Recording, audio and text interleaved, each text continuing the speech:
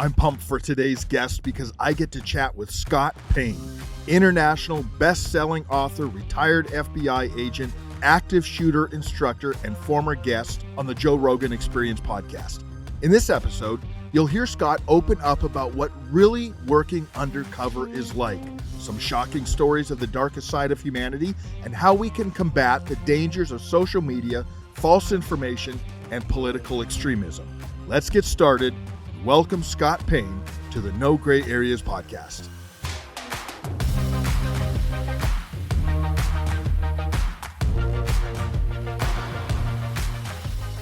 Scott Payne, thank you so much for joining us in the No Gray Area podcast. I'm so excited. I was just telling you before we turn on the mics, I listened to you on a podcast driving back from Colorado this summer, loved it, went out and bought your book, read the whole book in almost 24 hours, just was mesmerized by it. So you have an amazing story. I'm so excited for our audience to hear from you today.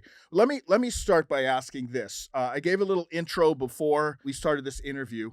What drew you to law enforcement and eventually into undercover with the FBI? Well, law enforcement would be, I didn't really know till I got to college. And then I was bouncing. But I took some elective classes and I came across criminal justice, not like the business tort law stuff. That's not me, but, forensics, criminology, the mind, and the Constitution.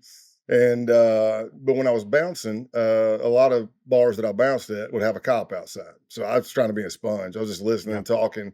Yeah. And when I did my first ride along with a cop, that was it. I knew that's what I wanted. But what was it? I'm just curious. Let me interrupt you really quick. What was it about that ride along that said, I knew this is what I wanted to do? I just loved every minute of it, man. Riding around in uniform, answering calls, connecting with people, enforcing the law, stopping bad people from doing bad things. I loved it all. But what I was going to say is, you look back, which was like doing this book process. I look back and I'm like, oh man, there's been times where I was a bully and I'm not proud of it, but for the most part, looking back, I've always been a bully kind of guy. Like if I saw somebody bigger picking on somebody weaker or something like that, it ate me up. And then I kind of had that servant's heart and that shepherd's mindset. And that goes hand in hand with first responder stuff. Yeah.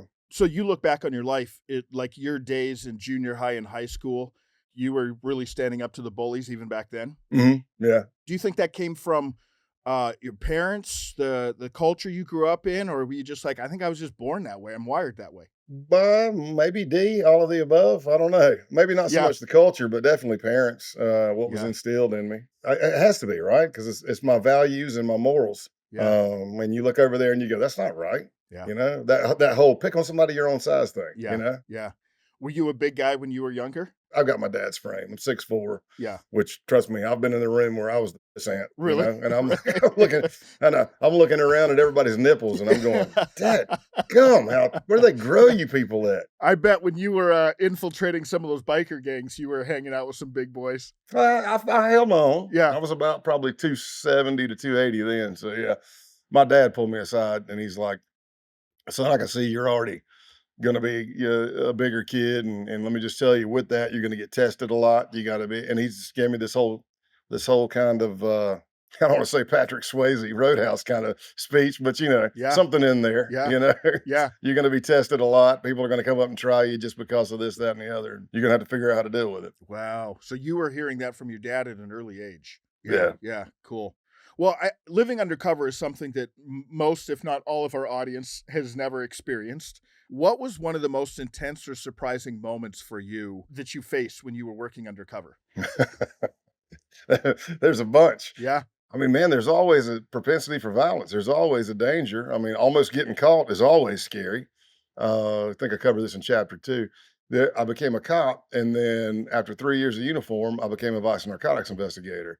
And that's where I went to the state and got certified in undercover techniques and started doing street level buys and maybe a little longer term, but nothing like deep cover. Yeah.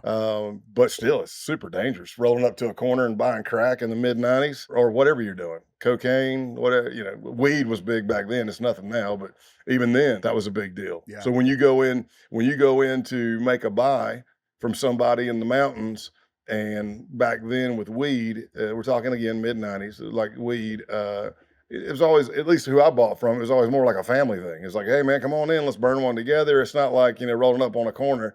And I remember being in one place, and I'd never been to the guy's house before, and I can't remember how the hell we got there. Yeah. Probably was somebody had a source or something.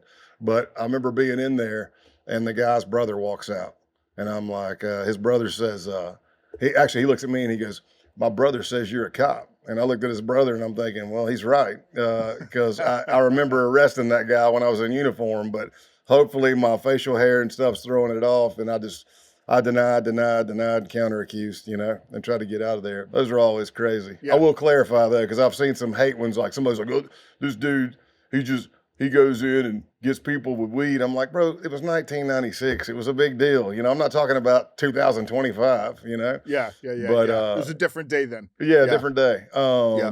But yeah, I mean, so there's all kinds of stuff like that. I've had some heroin things happen, like where when I first went to meet the members of the base, they pulled out this device and it almost found the tracker on the truck. And the base, just for our audience, the base is the neo-Nazi group that you infiltrated, correct? Yeah, an The white accelerationist. supremacist group. Yeah. Yeah, the new age accelerationism stuff. It's not the walking down the street with picket signs and screaming racial slurs. It's hiding, training, guerrilla warfare tactics, poison water systems, kill people, derail a train, take down a power station, all to create chaos. And that's why they call it acceleration. Explain that to our audience a little bit, because I didn't understand that until I listened to the podcast with you. Well, you're not the only one. I just taught 2 days in a row to a law enforcement conference in the mountains in Tennessee, and probably each day I probably had like 300 to 400 in the classroom.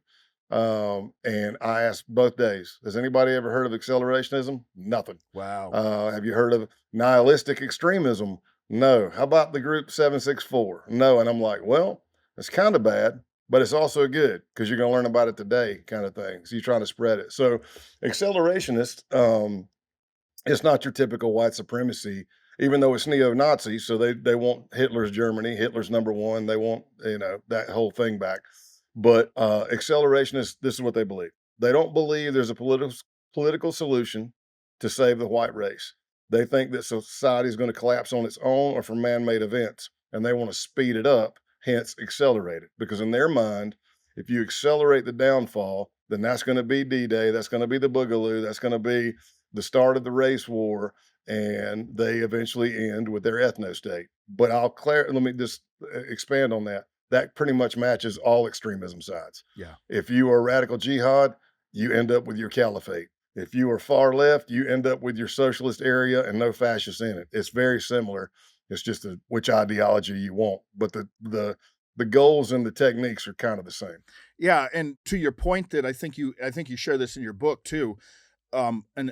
They're not necessarily caring who they hurt or who they're going after. They're looking for an opportunity to accelerate the collapse of society or forcing a civil war of some type. That's kind of what they're pushing toward, right?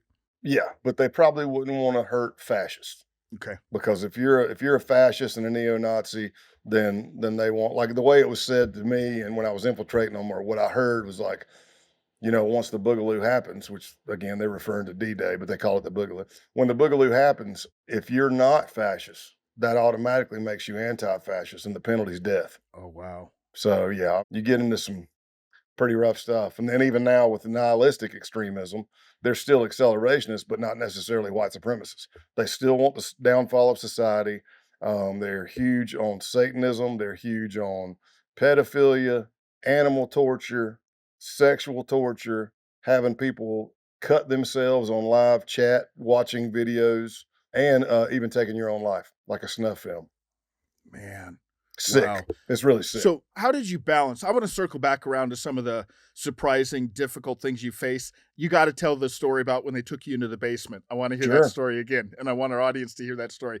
But before we get there, how did you deal with seeing like some of the most evil or hearing some of the most evil things and then coming home to a family? I mean, you had a family at the time, so you walk in the door and you've been experiencing what you just laid out to us and have to pretend like you're for this, and then you walk home to your family. How do you deal with that? Not always great, but again, my faith is going to play a huge role in that. being involved in my church, small groups, that's going to play a huge, huge role. But you need to figure out how you're going to be able to rationalize what you're doing and do what you're doing without it having an adverse impact on your psyche. I mean, inside the undercover program of the FBI, there's a unit called Safeguard.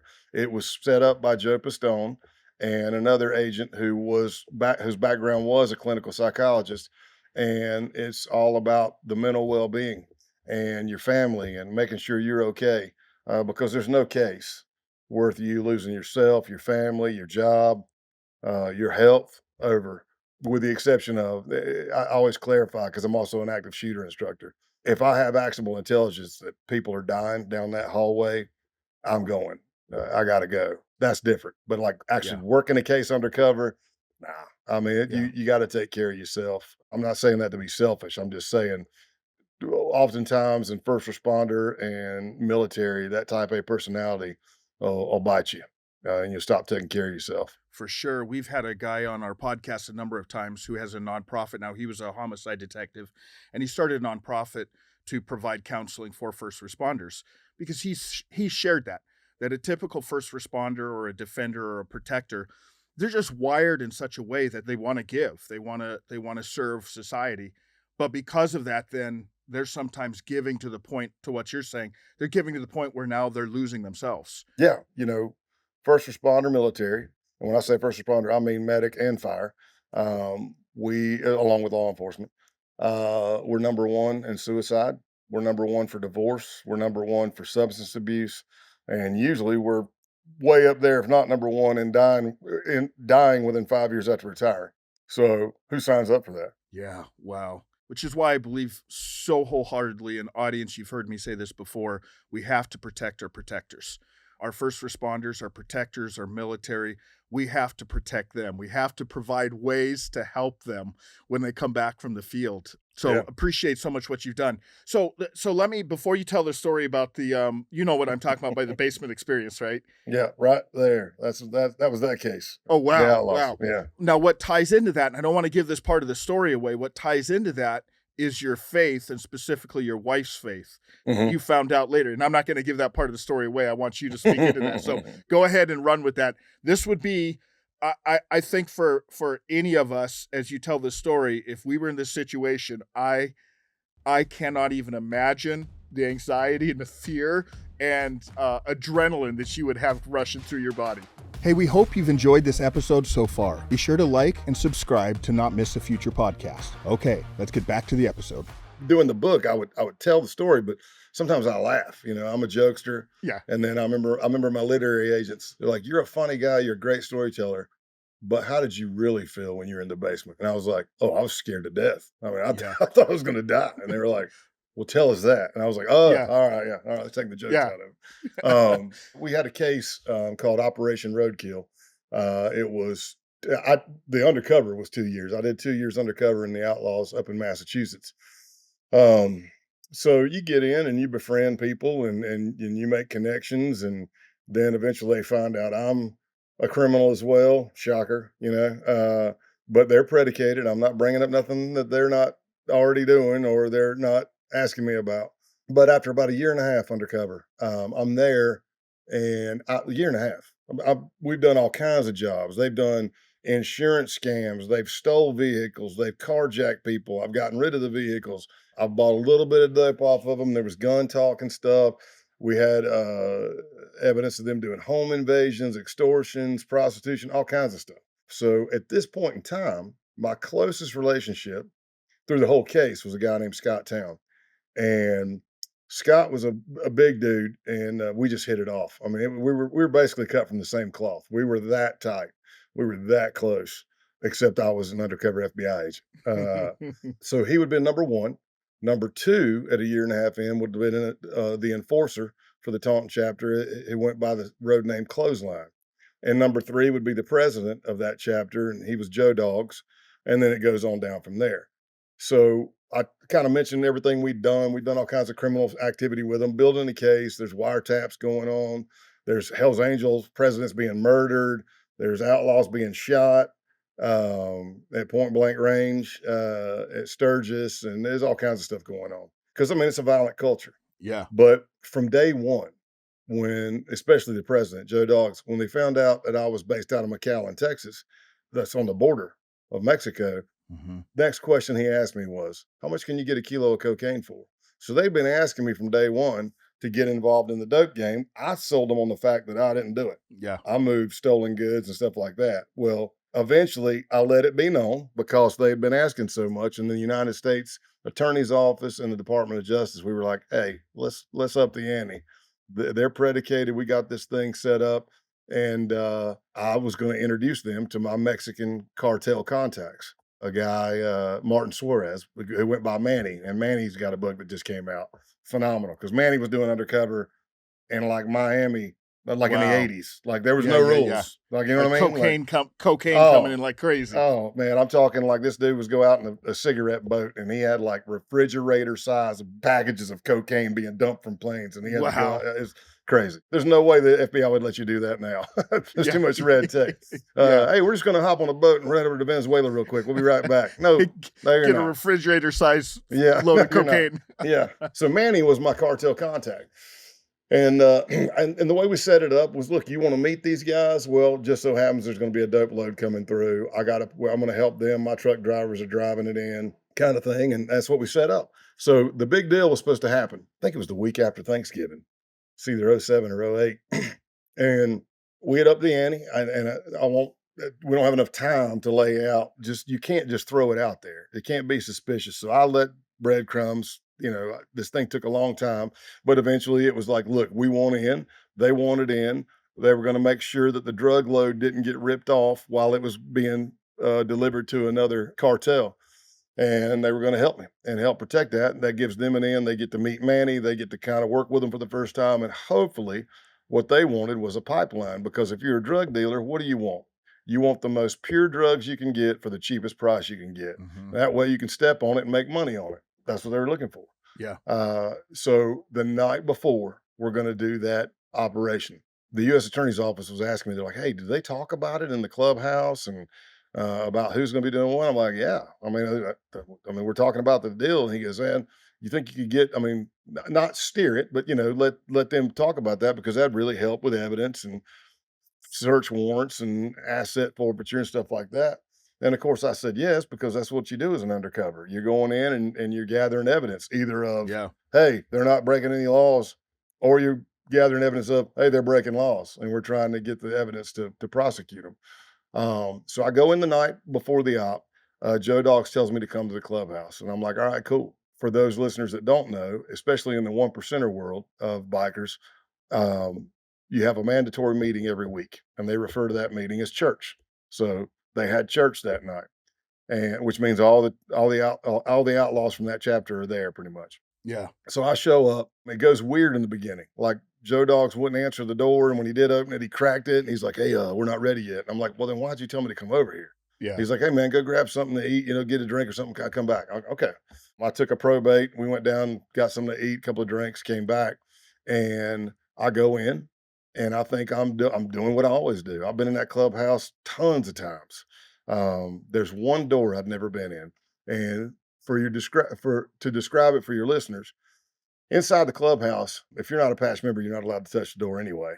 But heavily fortified door, deadbolts, whole 9 yards.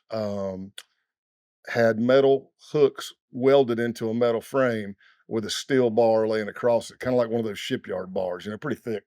So from a breacher standpoint, it's going to be a little bit tough to breach. It's gonna be tough. Yeah. Yeah, I mean, depending on where you hit it and all this stuff, it might be easier to breach around the door than the door itself. So I go into the clubhouse, door shut. I'm doing my thing, drinking a Jack and Coke, cracking jokes. What I don't see is that, because I was wired to the hilt, because that's the thing. It's like, hey, you got to get the evidence. And what I didn't see is that if I'm looking here and I'm cracking a joke, when I would turn my head, they would be laughing, but when I would turn my head, boom, they'd go stone face, and I didn't see it. I didn't pick up on it. So about that time, my second closest relationship, Clothesline, comes up and says that my nickname was Tex because I was from Texas, not very Yep. original, but they picked it. Um, he says, "Hey Tex, you got a minute?" And I'm like, "Yeah, sure." So we walk into the one door I'd never been in, and it's a tight, pretty steep stairwell. And if I said it was a basement, that's too generous. It's more like a crawl space. Yeah. It's very small. It's like a northeastern home split level kind of thing. You go down in there. I could touch the wall on both sides probably. I Wow. definitely couldn't stand up straight. So, and as I turned behind clothesline to go in the door, another outlaw walks in right behind me, and that's when my spidey senses, or the Holy Spirit, if you're me, starts going off, going, something's not right, man. Mhm. Something's not. This is not good. And we get down there, and they brandish their weapons. They let me see them. Let me know I'm not free to leave. Um, and he tells me, he said, "Look, man," and this is his words. He said, "There's a lot of shit going on, and it's my job to take care of everybody because he's the enforcer." Yeah. He says, "I need you to write down your full name, your date of birth, your social, your address, your wife's name, everything, and then I'm gonna need you to take all your clothes off because I got to check you for a wire." Now, had I not been wired, it would have just been, yeah, embarrassing, but I'll take all my daggone clothes off, here, there you go. Yeah. But that wasn't the case.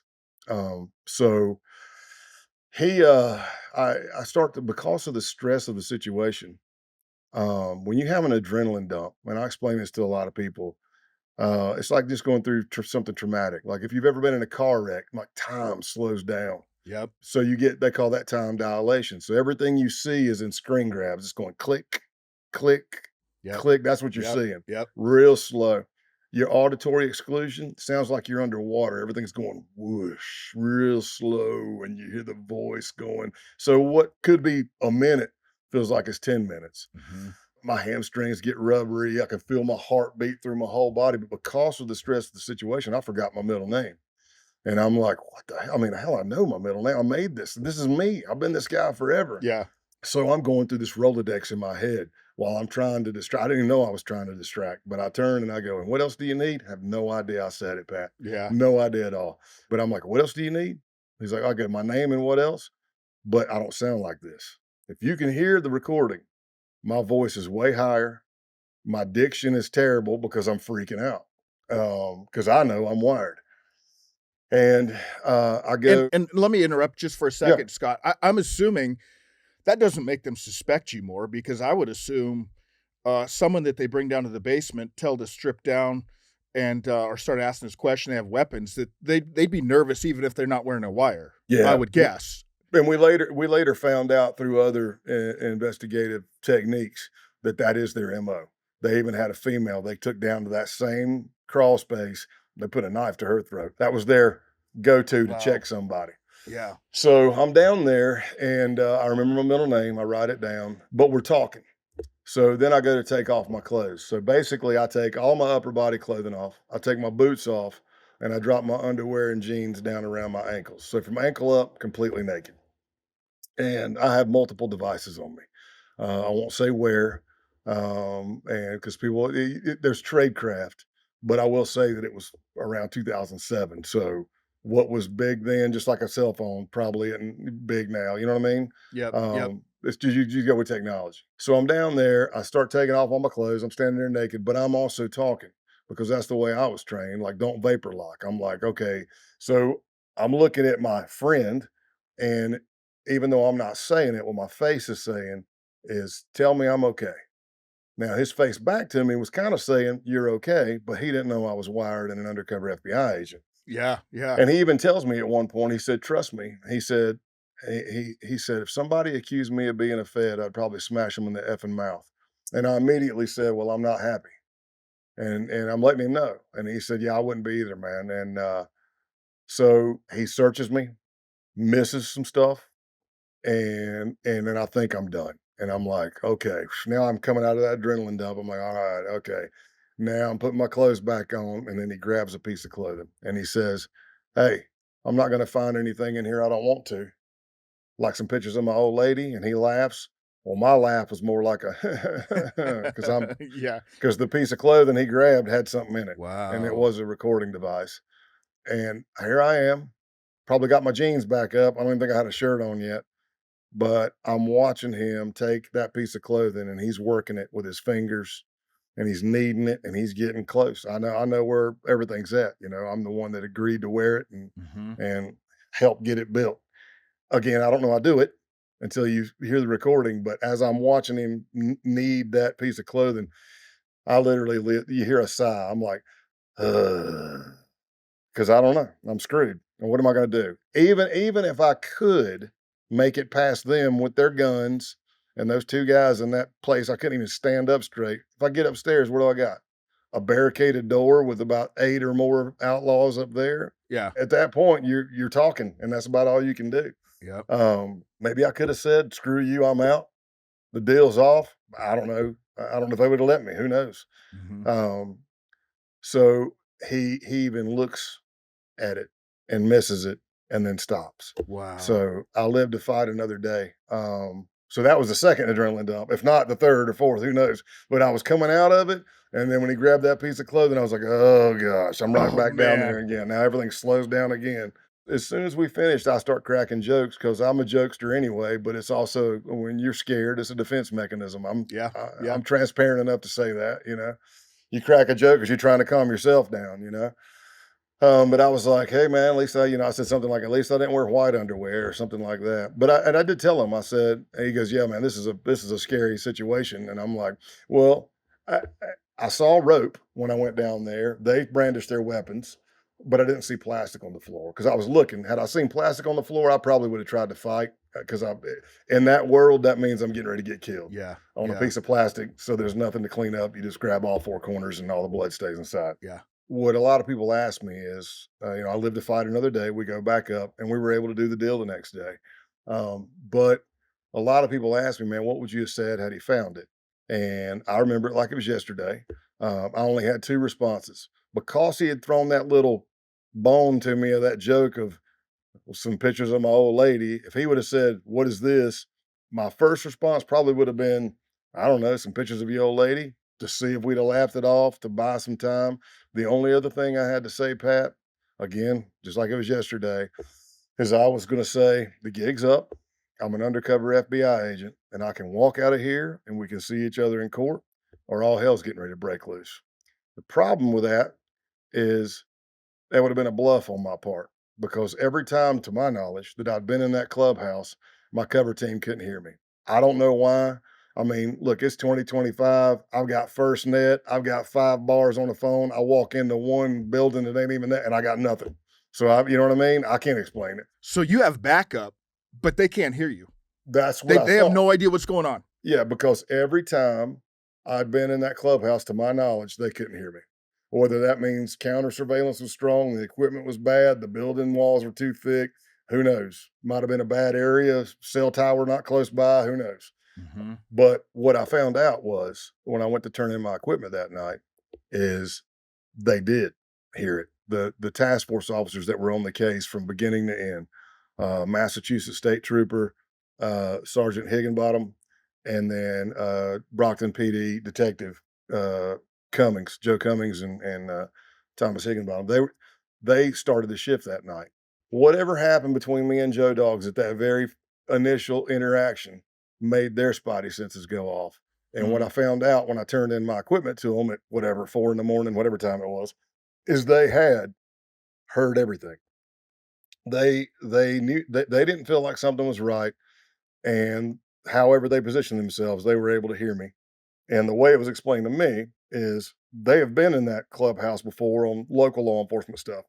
So they knew how heavily fortified that door was. They went ahead and vested up. They were listening to me, and their plan was if they felt we got to go, like they heard him find the wire or whatever, find the recording devices, or if I started screaming or whatever, if they said, okay, we got to go, they were going to drive the van into the cinder block wall kind of around the door. I mean, it's a plan, at least that way you breach kind of around the door Yeah. Yeah. and cause one heck of a distraction. They had radioed back to Boston. And because again, for us, it's the beginning of the shift. And the way it was told to me is everybody that was going to be on shift or working that was still there was blue lights and sirens coming down the highway from Boston to Taunton, Massachusetts. So I find that out, which is freaky. And then this is the part you're talking about. They're commonly referred to as burner phones now. You just go buy a phone, put minutes on it, comes back to nothing. I'm not saying all people use it for bad things, but I'm saying bad people will use it for bad things. Yeah. But I'd bought my wife one because our daughters at that point were about 3 and 1, so we're pretty newlyweds. I mean, Yeah. young in our marriage, and I'd always call her no matter what time it was when I got done in Boston. Like if it could be 5 in the morning, it could be 7 in the morning, and I'd be like, "Hey, babe, it's me. I'm just letting you know I'm done. I'm headed back to the hotel. I'm gonna crash. I'll call you when I get up this afternoon." Usually it was okay, love you. Sometimes we talked for a little bit, but Pat, that night when I called her, Hmm. the first thing she said is, "Are you okay?" And I said, "Yeah, why?" And she says, "I don't know." She said, "I was driving with the girls tonight in McAllen, Texas, right, all the way across the United States." She's like, "I was driving with the girls and I just got this overwhelming feeling of fear. And I pulled over on the side of the road and started praying for you." And I matched it up. And it's when I was in the basement getting stripped. Scott, man, I heard you tell that story. I read that story in your book, and now you tell me again, and I just got goosebumps when you told me that. Like, I mean, I'm a man of faith too, and in that situation, you and you're a man of faith. You've already shared that, but if you want proof that there's a God, I mean, he's speaking to your wife halfway across the country about your husband needs prayer right now, and Yeah. and she starts praying at the moment that they have you in that basement. That's just crazy. I was on one show with a former special forces guy, and he had a really cool story. I never heard it said this way. And he goes, "It's one of those things we say, is it odd or is it God?"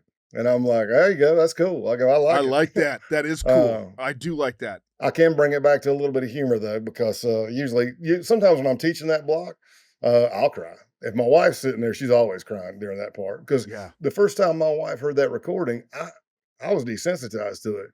She bawled, and the reason she was, and one of the reasons, I mean, of course, I was in danger, and she was remembering that night. She knows me. That's my best friend. She knows my bass line. She knows my voice. She's heard it all kinds of different ways. She knew by the sound of my voice of how scared I was. Yeah. Wow. So yeah, it's a tough one, but then I'll bring it back and I'll be like, "So what does that tell you about my oh crap signal?" I mean, I'm like, "Apparently I don't need AT&T and Verizon Wireless, man." I said, "Can Yeah. you hear me now?" Oh, she heard me Yeah, yeah. loud and clear. Yeah, Halfway across the country. yeah. Yeah. I was looking for any kind of friendly help I could get, Yeah. but I will tell you this: after watching the video so many times, it hit me. I'm listening and I'm going, holy crap, the entire time that happened, the entire time I'm in that clubhouse, the song that was playing for most of it all was Give Me Three Steps by Leonard Skinner, blaring over the clubhouse speaker system. The whole song is about getting out. Let me go. Let me get out of here. Give me 3 steps. You'll never see me no more. And I was like, holy crap, man. I wonder if Van Zant was sending me a message from the grave, you know? Yeah. Scott, it's almost like if that was a movie scene, we'd be sitting in the theater going like, all right, come on. They went too far with that, having Yeah. Leonard Skinner playing in the background. Listen, But it happened. so I joke when I'm teaching it, but I'm like, here's me. Lord, if I'm not supposed to go in there and I'm supposed to leave, you just give me a sign. Won't you give me 3 steps? I'm like, hey, can you turn that crap down? I'm trying to talk to the Lord right now. He's like, you idiot. I'm I telling sent you a you, sign. I sent you a sign. It played the entire time. The whole Yeah. point of the song is leaving. The only thing that would have been better is if they threw in the Allman Brothers after that, like, 1 foot out the door, whatever it's called. Yeah. Ain't one way Yeah. out, baby. So how long, Scott, how long does it take to come down from something like that? So you come out, because again, I'm still coming down from it. you're feeling it now telling the story, huh? Yeah. And that was back in 2007, you said? Yeah, 2007, yeah. 2008? Yeah. I bet you feel that for quite a while. Like when you call your wife on her burner phone, Yeah. and you're having that discussion, are you trying to act normal? Yeah, I didn't tell her. I didn't tell her anything. She goes, I just pulled over on the side of the road and started praying for me. I was like, I don't know. I said, I have no idea. Yeah. So that night, I didn't. If I slept, maybe 30 minutes. I mean, I was Yeah. still adrenaline, like, oh my gosh, man. oh my Oh, gosh. man. The next day, I meet up with the outlaws. We do the deal. We had 40 kilos of real cocaine, 1,000 pounds of real weed. Again, big deal in 2000, 1,000 pounds of weed in 2007, still an illegal narcotic. We moved that from one truck to another, and I paid everybody. And so maybe I slept a little bit that Thursday night. Friday, I'm on a plane home. Um, I missed my connecting flight. I'm stuck in Houston. I sweet talk one of the not flight attendant, but one of the Continental Yeah. personnel, Yeah. Yeah. And I'm like, hey, if I don't make this flight, look, I'm not going to cuss. I know everybody's mad, but if I don't make this flight, there's going to be a bunch of kids in the Rio Grande Valley tonight that don't have Santa Claus because it's me. So she said, no matter what I say, stay right here. And true to her word, she's like, door shut. She's like, no more standby. People are cussing, kicking stuff. That gummit. And then she looks at me and says to me, and then she swiped me in and I got to go home. So I got home after all that, go from the airport to my house. I brushed my teeth and changed shirts. I loaded my daughters, my wife, and my mother-in-law up and go to the Rio Grande Valley Christmas party, which would have been Laredo office, McAllen office, and the Brownsville office. And I was Santa Claus. So 2 days after that, I was on a plane to go to an undercover school. And that's 8 to 10 days easy of no sleep and too much alcohol. Well, and if that doesn't sum up what your life must have been like during those years, where on Wednesday night you're in the basement, stripped naked, thinking you may die, pretty sure you may die. 2 nights later, you're playing Santa Claus for a bunch of kids, and this Yeah. is your life. I hope I wasn't like bad Santa. You know what I mean? Yeah, You're going to yeah. get nothing, kid, and you're going to like it because life's not fair. And by the Wow. way, Santa Claus is sweating down here on the Mexico border. It's hot. Yeah. Well, hey, Scott, from your perspective, do you think extremism in America is worse or better than it was when you were doing this, when you were working this? Because you were on the front lines working with these extremist groups. Is it getting any better? Is it the same? What would you say? Well, man, that's a tough one for me to answer because there's always been evil. It's like I talk to people all the time. They're like, I can't believe how bad they. I'm like, well, how do you think the Jews felt Exactly. when Hitler? I mean, you know what I mean? There's been evil, bad stuff. But what I like to say is, look, there just know that there are evil people on the planet that want to do evil things to good people, and it's been that way pretty much since the beginning of time. We're out here trying to stop bad people from doing bad things. You know, extremism. The one thing I'll say that's changed the game is the smartphone, is the internet, social media. You got all these, they can call them dark apps, dark web, whatever. I mean, they're peer-to-peer, encrypted, based way outside of the United States. And I'm not saying that everybody on Telegram or Discord is doing bad things, but I will tell you that bad people go to Telegram and Discord to do bad things. And that makes the world that small, that quick. Yeah. You can hop on that baby and be talking to somebody in Norway right now. Wow. You know, so a lot of your radicalization is happening online. Yeah. And it's happening to young kids. Yeah. And it's not, I know I infiltrated the far right, but I've got peers and mentors and people I've been blessed to mentor that infiltrated the far left or that infiltrated like radical jihad. You know, it's all very similar. Like I say, you end up with a caliphate, you end up with an ethno state. It's just easier to do with this phone. And then the extortion, the sextortion, when they get stuff on people and they're like, or they threaten to put it out there and now they've got you under their thumb. The tactics are kind of still the same. The MO is kind of the same as far as like the old cults and the gangs or just predators preying on the weak. But it's a game changer with social media. I mean, if it were up to me, you want to see the beginning of a good horror movie? Take an EMP. Is it an EMP? Am I saying it right? Yeah. Boom. It goes off, shuts down all digital, all electronics. Can you imagine if you walked out, just the average everyday person or a teenager walked out and this baby was completely dead? No TV, Wouldn't even know how to function in some Oh ways. my gosh, man. Yeah. Cats and dogs living together. History has proven that we're adaptable as humans, but it takes some time. So if that happened, it would be a mess. We would adapt and we would figure it out, but it would be a mess for a while for sure. But you could cut out some of this stuff because, man, you talk to people. Yeah. And like I was at the gym yesterday, and there's a nice lady, the trainer. I know the trainer, and this nice lady was like, "Oh, this person's this, and this." Okay, what are you basing that off of? Mm-hmm. And they didn't see. They saw somebody else say it who didn't fact check, who doesn't have the original video. It's complete BS, but it's too late. You've already put that vitriol out there. You've already used those words, and there are people out there that are lost and they believe everything they look at on that piece of equipment right there.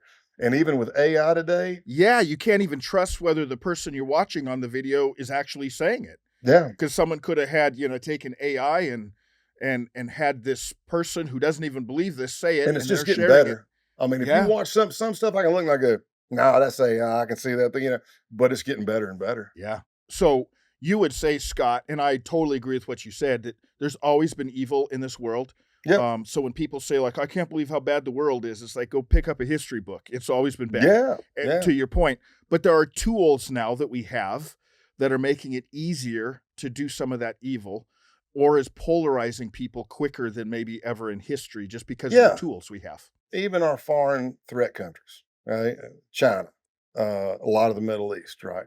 But let's do or Russia. Let's just say China and Russia, right? Um, are they pumping money into the United States on all sides, not just far right, far left? Are they pumping money in to create chaos in America? Mhm. Yeah, that's what the enemies do. Yeah. But you can, I mean, like before TikTok started getting cracked down on. I mean, they were talking like, look, during the Johnny Depp Amber Heard trial. This is how it seems minuscule and like absurd, but they would look and see, okay, this is this here's the family dichotomy in this household. It's a mother and a daughter, father and a son. So let's inundate the men with Johnny Depp stuff, and let's inundate the women with pro Amber Heard stuff just to cause an argument at the dinner table. Wow. That's just evil. Yeah. I mean, it's an old playbook. Yeah. I'm going to come over here to your side and go, hey, Yep. did you hear what they're saying about you over there? Are you going to take that? Because if I were you, I wouldn't do that. And then you walk right over and go, hey, you see what they're doing? They're plotting this against you. Hate begets hate. Yeah. If the far extreme left does something to the far extreme right says, how many of our brothers have to fall to being doxxed and losing their lives before we retaliate? That really happened in the base. And then it's like, we got to do something. And then they do something back. And you just got to, man, it's, Yeah. Yeah. Yeah. and I mean, it goes on all sides. I mean, politics, holy crap, man. You should be held accountable. Look, if you put out fake information, I'm not using the fake news because I don't want to be I don't want to be misconstrued, But if you put out false information that you have not fact checked and based on you putting it out there, you led people to do violent stuff and break the law, I think you should be held accountable. Wow. Yeah. I think it would be great to see somebody walking on during a live broadcast and going, we're here to place you under arrest. You need to put your hands Yeah. behind your back Yeah. because you're the reason those 10 people just got shot. Yeah. Scott, you've witnessed so much violence and hatred up closer than a lot of us have. What moments gave you hope that change is even possible? Because Oh, man. here's what I find Go ahead. interesting about you. A lot of people that did the amount of work and undercover work and saw the hatred and violence that you saw could be very skewed and tainted at this point in their life, where you're at in life, and just looking at the world with negative lens. But even in your book, it comes out a couple of times where I see you still have a real positive view of humanity. That's just me. Again, morals, values, how I was raised, my faith. But uh, yeah, I'm a glasses half full optimist. You absolutely are. Every once in a blue moon, I'll have a bad night. I'll feel sorry for myself and cry about it, but I'm usually okay by the next day. But if I wasn't that way, I don't think I would have made it. I Yeah. don't think I could have done what I've done. Yeah. So it kind of leads me to second chances, third chances, 20th chances. I used to always, I had to re-explain this to my kids because they're listening to me and they're following me and they're like, Dad, dude, what's your favorite word? Accountability. Because I'd be in the FBI and I'd be like, you walk down the hallway to go into the building and there's all the virtues. There's accountability on the wall, but not to bash the entire FBI because it's not all bad. I mean, just like anything else. But there was a lot of people in that building. I'd be like, you know what? You might do you some good to go down there and read what the hell accountability. So I was huge on that, right? Yeah. And holding a standard, and you just being responsible for your own actions. That's all. Yeah. But if you instill that heavily into your kids, then when it comes time to forgive somebody, they're coming back to me and they're going, "But Dad, you said hold people accountable," and I'm like, "Oh, damn, I screwed up." Mhm. Let me tell you the other side of the coin. Look, if your dad didn't get 20th chances, 25th chances, I would not be sitting here right now. Yeah. I'd probably be in jail or dead, Yeah. Yeah. that's what I'm talking about. So that keeps me going. Yeah. I would say out of a 28-year career, and I'm still plugged in, I'm still teaching law enforcement, I'm still an active shooter instructor. Um, there haven't been a bunch of success stories, which is sad because you lock somebody up and they go, "Hey, man, I'm done with this. When I get out in 10 years, I'm never doing this again." Okay, well, what do you plan on doing? Well, I think I'm gonna cut hair. That is awesome. That's a great profession. But I want you to set yourself up for success, not failure. And let's talk about reality. Cutting hair is not going to let you pay cash for a brand new Dodge Challenger with custom rims on it with your initials engraved in them. Which is what they had been living. So once you get out in 10 years, yeah, you made a lot of money fast, but you could have been killed and now you're doing time. You could have made money slower and maybe, you know what I mean? It's choices. Choice. I Yeah. like what you said, because Yeah. I used to always say life's about choices. Yeah. Generally, when you're choosing one thing, you're giving up something else. Yep. If that proverbial fork in the road, man, I could have easily. Maybe that's why I was good at. That might be why I'm good at doing undercover or just connecting with people of all walks and sizes and facets of life, because it could have been me. Yeah. I could have easily went the other way, but I chose. I Yeah. went that way, and I ended up where I'm at now. Yeah. But I mean, I've helped people like there. Some of my peers that I'm real good friends with, and we worked a lot of cases together as case agents and stuff. Man, we love a success story. There's very few things that make us feel better than that. Yeah. Somebody that realized the error of their ways, not saying that I'm the judge and the jury, but I'm saying you broke the law, you got caught, you realize the error of your ways and you want to change for better. Man, I'll help you. Well, there's a story in your book where you do that. That's what I thought. You're such a, in some ways, Scott, you're such a dichotomy in how someone would think that someone who spent 28 years doing what you did, they would think that you'd be like, all right, lock him up and throw away the key. Mm-hmm. That's how you'd be. But in your book, you tell the story about actually, I think you spoke to the parole board about him or something, right? I did a character witness letter. Yeah. I let someone you helped lock up. Yeah, yeah, exactly. I have friends who I put in prison. Yeah. We're good buddies again. That is some of the great things that have come out of, I don't want to say fame, but notoriety with the book and everything, and on Joe Rogan and stuff like that. People have seen me and they hit me up on Instagram or they hit me up on LinkedIn, and I've reconnected with people. Wow. And like we're like buddies. And I said, listen, now if you're doing illegal stuff, I don't want to be wrapped up in some conspiracy, because I'm retired, but I'm like, Yeah. and then we'll joke. I'll be like, you need to choose your friends better. And they're like, what are you talking about? I'm like, I put you in prison. And they're like, yeah, well, that goes both ways. And I'm like, yeah, I guess I am hanging out with a felon. That's pretty good. That's pretty good too, and we'll laugh. And, Yeah. but your past doesn't define who you are. Absolutely. You can always learn, and that's what, in that particular story, you got somebody that's like, they realize they're their ways. They've gone to college. They're getting out. They got a degree. They're trying to get a good job, and they're concerned. Yeah. Number one, they were concerned about going to prison. Yeah. And I said, listen, if you're doing the right thing, I'll do whatever I can to help you. So I did a character witness letter. I let the U.S. Attorney's Office know, so I didn't blindside them. And they were like, well, man, thanks for calling. This AUSA, by the way, Assistant United States Attorney, was like, man, thanks for calling. And I go, no, I'm going to send you a copy of the letter first. You see if you got any big problems with it.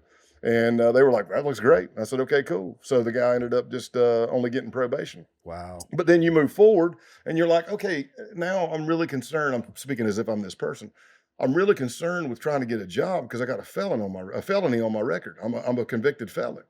And I'm like, well, once again, if you're doing the right thing, who better to be a character reference than the person who helped get you the felony? Yeah. Yeah. For sure. It's just, I hope I'm sure in the business world, there's still people that would see a felony and frown upon it. Now I get if you look and it just happened, but you've shown you've done this and you've realized the error of your ways. And I'm all about it, man. I mean, like there's been people that were close no, we didn't even arrest them. They were close. We could have, but they were on the outskirts of the drug conspiracy. But just by us interviewing them and having that, what I like to call a come to Jesus meeting, that reality moment where you're like, hey, this is what you're going to be facing. Let me explain to you how a drug conspiracy works on the federal level. Bam, bam, bam. And 2 years later, I get hit by somebody who's a task force officer, buddy of mine, and he goes, man, do you know so-and-so? And I go, yeah, I remember that daggum name. I go, that was a girl that was blah, blah, blah. And they go, check this out, man. She's at Celebrate Recovery giving her testimony. Wow. And Pat, I cried. I mean, it was happy tears, but when I Wow. watched it, I was on the back porch just bawling because I'm like, I'll be that gum. And that's some of those success stories like you're talking about. You don't see a lot of them, but you see some of them. Well, I love that you bring up the fact that your past doesn't have to define you, because this podcast is no gray areas. And I don't know if you know this, Scott, but it's based on a book that was written by Joe Gagliano, who's behind this podcast. In 1993, he masterminded the biggest sports scandal that they know of in history. And he's a felon. And that's his whole story. We're actually making a movie, a major motion picture out of it right now. And it's all about what you're talking about, that your choices don't have to define you. They often Absolutely not. do, but they don't have to. And you can use what you learned and help train the next generation. You know what I mean? Like I've met Yes. since I've retired and I got involved with Eradicate Hate Global Summit. It's based out of Pittsburgh. It was all started and funded after the Tree of Life massacre at the synagogue. And I know so many people now that they're like considered formers. Like I've sat down and had drinks with somebody that was a radical jihadist who recruited kids to blow up stuff. I've sat down right next to us was full-blown white supremacist, and right next to us was full-blown whatever else. And we're all sitting at a table having a drink and going, huh, who would have thought? You know? That's amazing. That's amazing. And that has to be so refreshing for you to see, because you do see some of Yeah. those positive stories and Oh, those yeah. stories of change. Yeah. And yeah. they're using it for good now. They're like, hey, this is what happened. So I spoke. I was at Eradicate Hate, and there was a guy, and he goes out and speaks. He was on before me, like right before me. He was almost an active shooter. Wow. Almost, and he explains everything. Had a real bad upbringing, torturous stuff, terrible parenting, drugs, everything, abused, used to cut himself all the time, did all kinds of stuff, and he was that close. But now he's a happily married guy with a family and a job, and he goes out and talks about how, and that's what we got to do. Yeah. To stay vigilant, that's what you got to do. Yeah. Don't talk about it like it's not happening. Talk about it like it is, and have those hard conversations, especially between parents and children. But as I was saying, I taught at the Eradicate. I'm sorry, I taught at a law enforcement thing, and nobody had ever heard of accelerationism. And now you got people, and that's not a chest beating thing and patting myself on the back. You're doing what you're supposed to do, because now after I taught for those 2 days, I got emails coming in going, "Hey, when I got back to my management, I'm in this part of Tennessee, or I'm a part of this sheriff's office or PD." And I started telling them about this stuff, and they're like, "What? Nobody knows about it." And now they want to implement it in the academy for cops coming in. Wow. And put it in their yearly training. Yeah. So I'm like, great. Yeah. Wow. Well, Scott, let me ask you a tough question, and we can edit this out if you want, because I don't know if you want to answer it or not. So If you can't tell, I'm pretty transparent, by the way. I know you are. That's why I'm pretty confident you're going to answer it. But there's a growing distrust with institutions like the FBI, especially right now with the news that's coming out and things that are happening. How is that affecting the fight against extremism? That now we're fighting extremism, but now some of the institutions that are in charge of fighting that us as people are going, I'm not sure I can trust them anymore. It's a great question. It's kind of tough for me to answer because I'm not working in the FBI right now. If I was, I would have a lot more. I would definitely have my thumb on the pulse and know firsthand. But let me tell you my experience. I retired in 2021. The FBI needed changing. It needed changing bad. I love that institution, but Comey was wrong. McCabe, Stroke, and Page were wrong. And I'm not saying that as a conservative or as a liberal. I'm saying it as somebody who was in the FBI. And because of what they did, every FBI agent and every task force officer were forced to take mandatory training, hours after hours after hours of what not to do as a case agent, because that's what they did from a headquarters level. And then 4 months later, they dive even deeper and they come back with more mandatory hours of training. The more training I got, the more pissed off I got, because I was an investigator, I was a case agent, and I know you can't do those things. So, did we need some changing? Yes. There's been this disconnect between headquarters and the field. Under Mueller, he brought in people from Fortune 500 companies and put them in the top 4 positions of the FBI. I mean, it's like, what do you know about national security and law enforcement? So, but I can see concerns on, like, I would bet under this regime, a safe bet, that the militia January 6th stuff has been curbed back, as we saw with just a massive pardon of everybody, Yeah. which that plays both ways because Biden pardoned people that we've been fighting to keep in jail forever, Yeah. but I can see shifting from that, but I don't see them shifting from domestic terrorism. I don't see them shifting from accelerationist because 764 was blasted by Cash Patel in the FBI. And that's where I first heard of it. When I first heard of it, I was like, oh, that sounds like just a pedophile ring kind of thing. And then I met some task force officers and people that were working it. And when they started explaining it, I was like, that sounds a lot like accelerationism. And they're like, it is. And I go, well, is it white supremacy? And they go, not necessarily. And apparently every field office has a case open on a 764 subject. So I don't see them stopping. Not when it comes to that. Now, Yeah. am I going to sit here and tell you that what I infiltrated, neo Nazis, are the number one problem in the world and the biggest threat? No. Are there going to be 1,000 to 1,000,000 neo Nazis on your doorstep tomorrow? No. But one dead person is one too many. One injured Absolutely. innocent victim is one too many. So, Yeah. Absolutely. Well, Scott, speaking of this for just a moment, because again, I want to come from, you're a person of faith, I'm a person of faith. So we believe the beginning of the narrative is that humans are created in the image of God. We're the pinnacle of God's creation. We're capable of incredible good, but because of the fall, we're capable of incredible evil. You saw both sides, mhm. so I want you to speak into that as an undercover agent on how you, when you look around the world and you go, yeah, humans are capable of incredible good, and humans are capable of incredible evil. And I think what we often do as humans is we lean too far one direction or other. Especially these days. Yeah. And which way would you say we're leaning toward? I can't do that. I mean, are people capable of it? Absolutely. Hell, I've been evil. I'm not proud of it, Yep, but I've me been too. evil. I've been mean. Me I've too. done some cruel, cruel stuff. Not in my adult years, but growing up.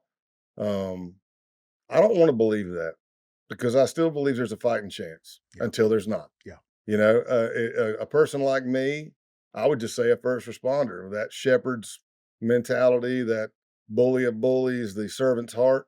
You're not you're still going to fight the good fight. You're going to get out there on that wall. Not to be all Jack Nicholson, but it was a great scene and a great line in the movie. Not necessarily for the yes, same reason. You know what I mean? yeah, Not his yeah, wall. yeah, You're damn right I ordered the code red. I'm not saying that. I'm just yeah, saying that's why you get out there and do what you do. yeah, But we do, as a culture and society, have got to stop buying into the BS, man. Just it's so. But this is what you can do. I can't show it because it'll be blocked.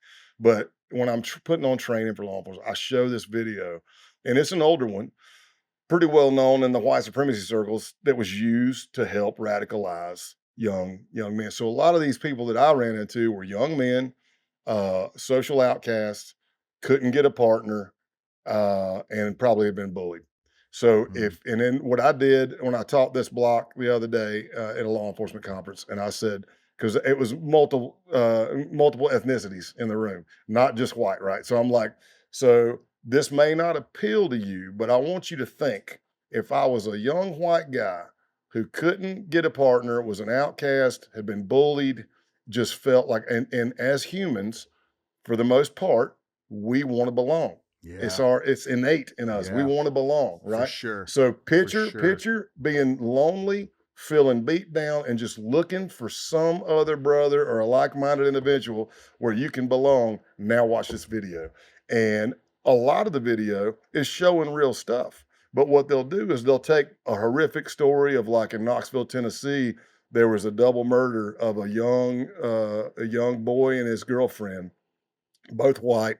It was I think three black guys and one black female that did it. I'm talking torture, tortured them alive, rape, buried them alive. Oh, it was just, but that's a real story. So they'll take that story and they'll blast it, and then maybe they'll take one where they show like blacks assaulting a mentally challenged kid, and then they'll blast that. True stuff, but not the gamut. It's just one piece of the story. Yeah. If you go on the black separatist side or the radical jihad, it's going to be the same thing. Or far left side, they're going to use real stories and they're going to blast them and just start hitting you with all this stuff, and then bring in their ideology. And you just got to be, Yeah, I don't know. For me, everything starts at home. If somebody can prove me wrong, please do. And I know we can get on a tangent and be like, I'm not talking about, I understand. Single mother has to work 2 jobs. She can't be at home because she's trying to make a living, but still everything starts at home. I'm not putting the blame there because we can go down, are you a product of your environment? I absolutely believe in that. I've seen it. I know it can happen, but yeah, it all starts at home. Oh, I agree. And I know you believe that because you've said several times on this podcast that we've been talking about, like, you got to talk to your kids, or you got to teach your kids, or so you're going back to what we teach our kids at home. I think when you talk about ideology, one of the things that I think is so sad is every time we do see a tragedy, there's a shooting of some kind, we focus on that, and the news focuses on that, and as we should. But the problem is we're going, how can there be such evil in the world? And we're forgetting. So, for example, when we're recording this, it's the anniversary, I think it was a day or two ago, from the Vegas shooter years Yeah. ago. Yeah. And I saw the day after I had written something and posted on social media. And I said, we're all talking about the Vegas shooter and how evil that is, as we should. And we should ask those questions. But what we often forget is there were literally thousands of people that were laying down their lives, lining up to donate blood, giving food, supporting the first responders. And so every time we see a tragedy where someone does something really evil, we also see hundreds or thousands of people stepping up and doing good, don't we? And you, who've seen more evil than any of us, probably, than any of us listening, you've seen that, right? Have you seen the good? Yeah, and it doesn't always happen. But yeah, I mean, look at what you see. In that Las Vegas shooting, not only there's the other thing they did that was a huge thing is they started providing medical care and transporting on their own. Civilians were loading civilians in cars and taking them. Yeah. Yeah. So yeah, you get to see that. And that's Yep. I hadn't said this in a while, but unfortunately, for things to change and a pendulum to swing back towards the center, a lot of times it takes something hugely drastic, something bad like a 9/11 to bring everybody together. Yeah. Yeah. And I hope it doesn't take something like that. But Yeah. if the cream doesn't rise to the top, and if we don't start trying to do better, and everybody wants to keep doing this divide down the middle, okay, we'll see what It's, happens. It's going to be yeah. bad. There's going to be a side that's definitely been training with their weapons and all kinds of stuff, and there's going to be I don't know. Yeah. And I'm also careful about this. If you're going to sit there and you're going to say, I don't care which side, whether it's the left or right, doesn't matter to me. If you're going to say and you're going to cheer somebody being murdered just for having a disbelief or having a belief system that you don't, that's your First Amendment right. Now, they didn't come up and spit in your face. They didn't come up and punch you, but they just have a different belief system. If you're telling me, and you see it all over, the vitriol is like, oh, everybody, it's a good thing he's dead. Pray, hey, that goes both ways. Yep. Well said. Be careful. That's a slippery slope. Yep. Be Well careful. Do said. you really want the purge? Do you want these movies to purge? I don't think you do. No, man, I agree. Well, let me ask you one more question before we get, and then we're going to finish with the fun part of the podcast where I do two truths and a lie, and our audience gets to know you a little bit better. But after everything you've seen, what gives you hope, Scott, for America's future? As we're wrapping up this episode, be sure to leave us a 5-star review. And if you're watching on YouTube, leave a comment on something you'll take away. All right, let's hop back into the remainder of the episode. That's such a big, wide, deep. I'm like, oh boy, that's deep and wide. All right. Yeah. That's not even just America. It's just, Yeah, you can go with humanity. yeah, I have to believe that the good is going to beat the evil. I have to. I mean, that's my belief system, and I'm going to keep fighting, and I'm going to keep trying until I can't. I'm retired. I'm not bonded, but I've got to go back in my truck. I'm an active shooter instructor. I mean, I got everything ready to go. If I'm rolling down the street and there's an active shooter, I'm ready. I got my police sash. I got my retired I'm ready. But yeah, I have to, man. I have to think that good will conquer evil. Yeah. But we got to stop buying into the evil. Yeah, for sure. For You sure. know, Well so it's said. what I say. Put it on the table. Not liberal, not conservative, not left, not right, not Trump, not Biden, whatever the hell. I don't care. Yeah. Just take this situation, whatever it is. Let's take that situation. Let's put it on the table. Let's poke holes in it, and let's ask the question: is this evil or is it good? Yeah. Because most of the time you can tell. Yeah, We can you can. disagree, and then there are people out there who do not understand the difference between those two, and there's terms for them. Yeah. But for the most part, you know. Yeah. Well said. Well, Scott, before we do the two truths and a lie, I just want to say thank you very much. This podcast, we have a lot of military and first responders on, and we are always so thankful for you. Again, consider you the protectors of our society. Someone has to do it.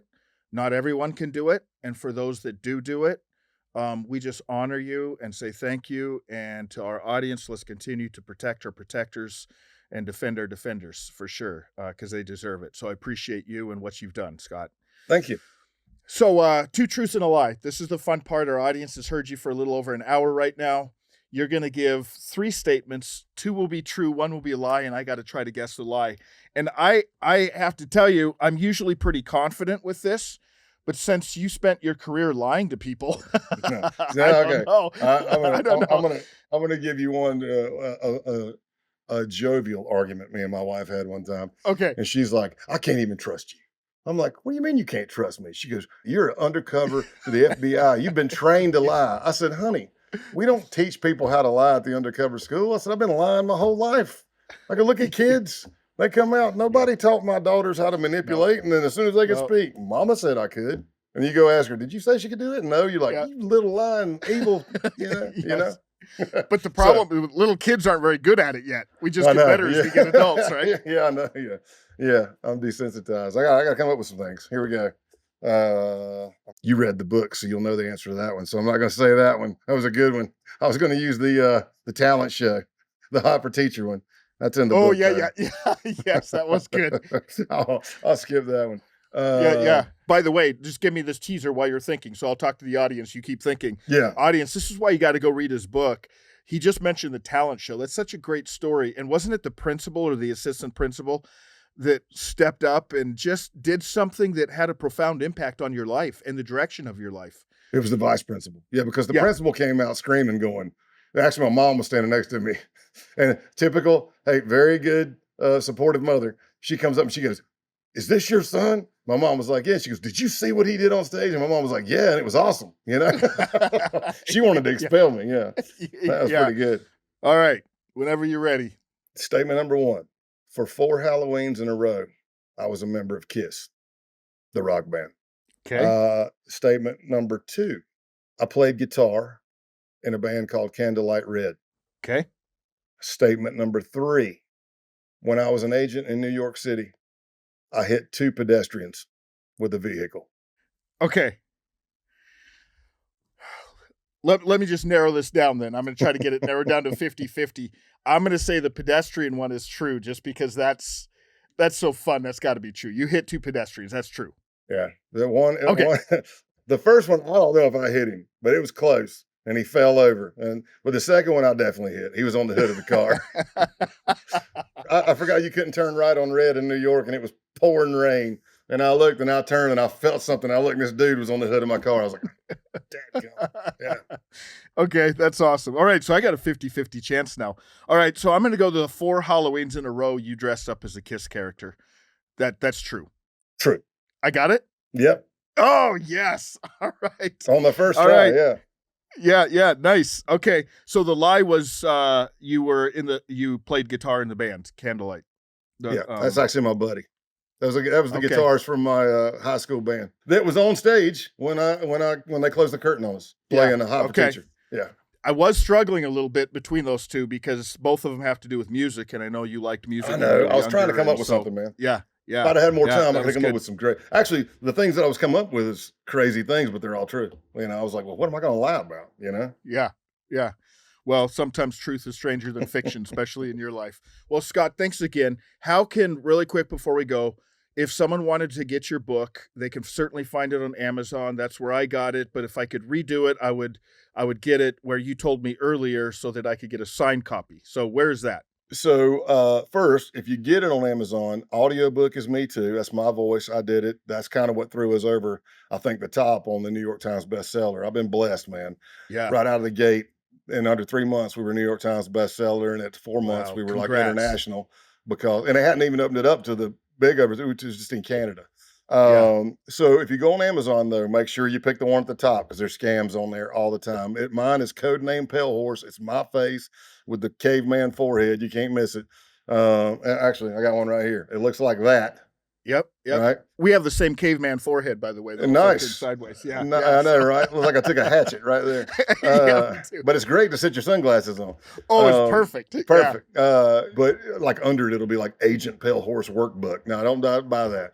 You can get it anywhere, like Simon and Schuster, any bookstore. You can get it. I've been hearing a lot lately that a lot of stuff's on back order, which I guess is good.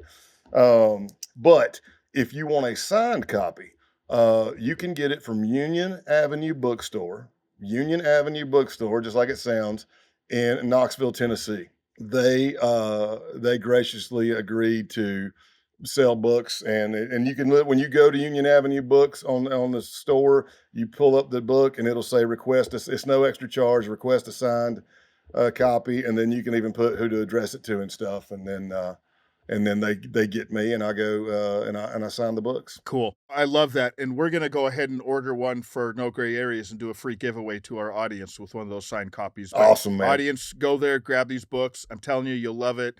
You just heard a taste of the stories in this book. So grab this book. Scott, once again, thank you for what you've done with your career, what you continue to do, and for taking the time today to talk to our audience here at No Gray Areas. Appreciate it. My pleasure. Thank you very much, man. What a powerful conversation with Scott Payne, a man who's seen the darkest of the dark, yet still chooses to lead with faith and truth. If you love this episode or it challenged your perspective, share it with someone you know. Thanks for listening to No Gray Areas podcast, and remember, we make our choices, eventually our choices make us. We'll catch you next time on our next episode.